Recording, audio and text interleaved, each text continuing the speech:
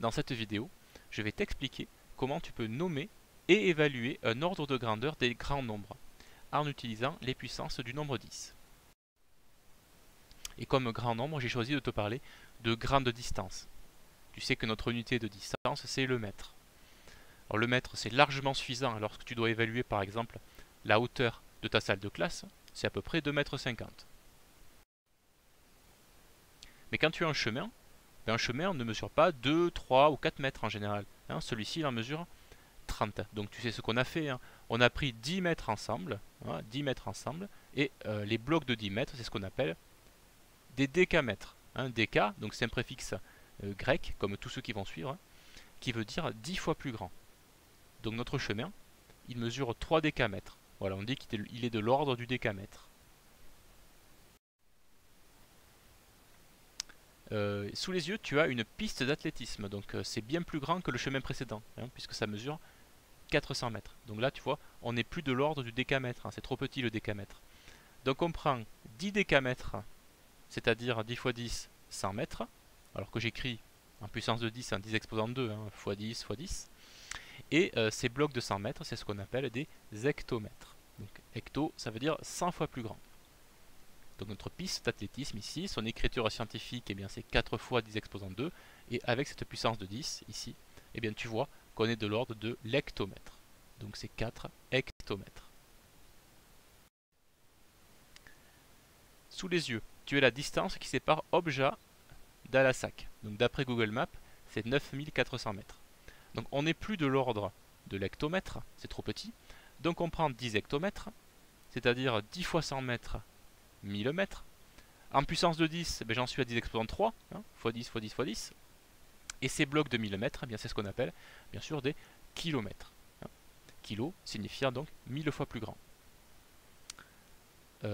Écriture scientifique de ma distance, 9,4 fois 10 exposant 3 mètres. Donc tu vois avec ta puissance de 10 ici, qu'on est de l'ordre du kilomètre. 9,4 km.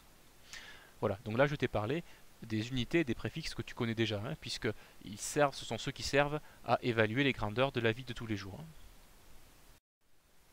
Mais les scientifiques, eux, ils ont souvent besoin de manipuler des grandeurs bien plus importantes que celles que l'on rencontre dans la vie de tous les jours.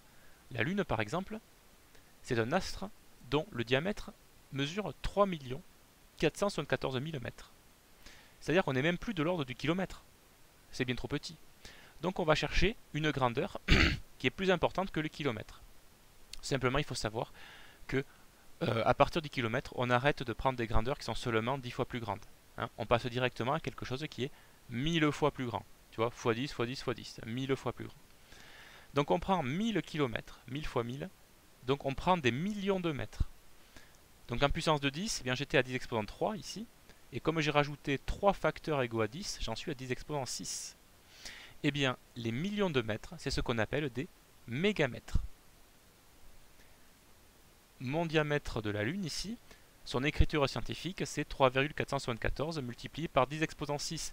Eh bien, tu reconnais l'exposant ici, qui représente les mégamètres. Donc, le diamètre de la Lune est de l'ordre du mégamètre. Voilà. Et puis, on va terminer par un astre qui est absolument gigantesque, puisque c'est le Soleil. Voici son diamètre au Soleil. 1,4 milliard de mètres. Donc tu vois qu'on n'est même plus de l'ordre du mégamètre, avec son petit, entre guillemets, million de mètres. Il faut donc quelque chose qui représente plus que le mégamètre. Eh bien, on prend 1000 mégamètres, 10 fois 10 fois 10. Donc 1000 fois 1 million de mètres, on arrive donc à 1 milliard de mètres. Alors en puissance de 10, ce sera plus court, j'en étais à 10 exposant 6, et j'ai rajouté 3 facteurs 10. Donc j'en suis à 10 exposant 9 maintenant, et depuis le début. Eh bien, ces milliards de mètres, c'est ce qu'on appelle des gigamètres. Au passage, d'où le mot gigantesque qui vient de là. Eh bien, mon diamètre du Soleil, voici son écriture scientifique. Tu vois ici qu'on est bien de l'ordre du gigamètre. Voilà. Pour terminer, simplement, je te dis que tous ces préfixes-là ne sont pas liés, bien sûr, aux distances.